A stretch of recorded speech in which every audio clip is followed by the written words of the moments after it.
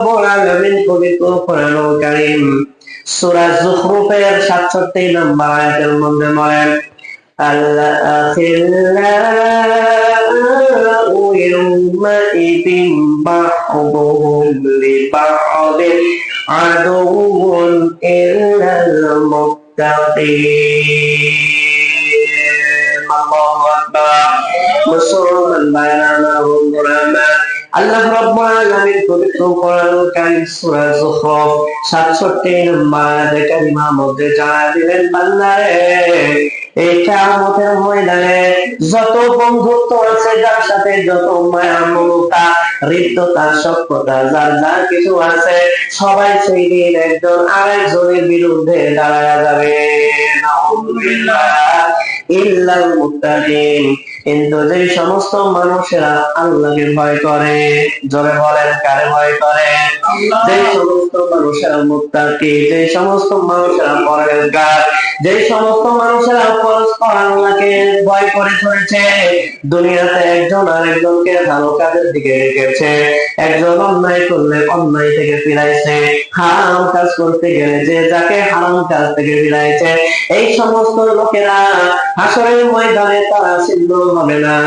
কিন্তু যারা হারাম কাজ করেছে, জুলুম করেছে, দুনিয়ার মধ্যে যতই সম্পর্কই থাকুক না কেন, যতই ভালোবাসা থাকুক না কেন, হাসরের ময়দানে কেউ কারোর সাথে কোনো সম্পর্ক রাখতে যাবে না। নাউযুবিল্লাহ। তাহলে দেখেন সূরা ইব্রাহিমের 21 নম্বর আয়াত থেকে যা বোঝা গেল, ওইখানে তারা বলতেছে আমাদের কোনো ক্ষমতা নাই। সূরা আহজাবের 67 নম্বর আয়াত থেকে বোঝা যাচ্ছে তারা বলবে যে আল্লাহ এই জুলুম, অন্যায়, হারাম এই কাজগুলো তো আমরা করি নাই, ওই সমস্ত লোকগুলো করাইছে, আল্লাহ তুমি এদেরকে শাস্তি দ্বিগুণ করে দাও। তাহলে কি এদের বন্ধুত্ব কি আছে? আর জোরে বলেন সম্পর্ক কি আর আছে? বন্ধু তো সেই যে বন্ধুর বিপদের দিনে পাশে দাঁড়ায়, ঠিক না? আজকে ফেসবুকে একটা ভিডিও দেখলাম, ছোট একটা বাচ্চাকে সিটি স্ক্যান করা হবে। এখন মেশিন দেখে সে মেশিনের মধ্যে ঢুকবে না, ভয় পায়।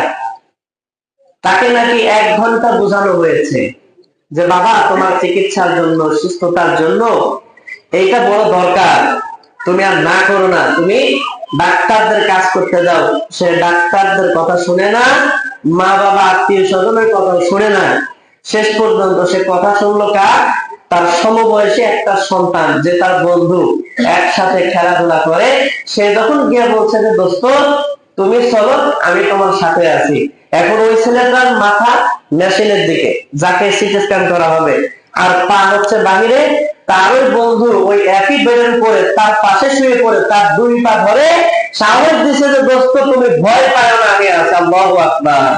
তাহলে বন্ধু হচ্ছে সেই সমস্ত লোকেরা, আমার আপনার বন্ধু, আমার আপনার হিতাকাঙ্ক্ষী, আমার আপনার শুভাকাঙ্ক্ষী, আমার আপনার ভালো চায়, যারা বিপদের সময় পাশে থাকে। কথা বলেন ঠিক কিনা? আর যারা আমার আপনার বিপদ দেখে তারা সরে যায়, আমার আপনার দিক থেকে মুখ ফিরিয়ে নেয়, তারা হচ্ছে আস্ত একটা গাদ্দার। কথা বলেন ঠিক কিনা? এইগুলোর সাথে আপনি সম্পর্ক রাখবেন, আপনি দুনিয়াতেও ধরা যাবেন, আপনি পরকালেও ধরা যাবেন। আপনি এমন কাজ কেন করবেন যে আপনাকে দেশ ছেড়ে পালাই যেতে হবে?